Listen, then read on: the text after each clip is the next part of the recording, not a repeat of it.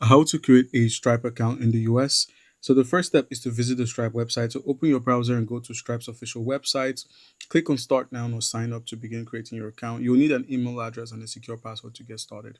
So once you've clicked on Create Account, enter your email address, full name, password, and then create the Stripe account. After signing up, verify your email address by clicking on the confirmation link sent to your email inbox. All right, now the next step would be to simply enter your business information. So you're going to have to set up your business account. So verify your business by providing your business type and then the business details. So depending on your situation, you provide your legal business name, business address, industry, and business website or social media page if applicable. So if you're registering as an individual or sole proprietor, select the option that best matches that business structure. All right, and after that, like I said, just fill out the details, enter your region, and just click on next.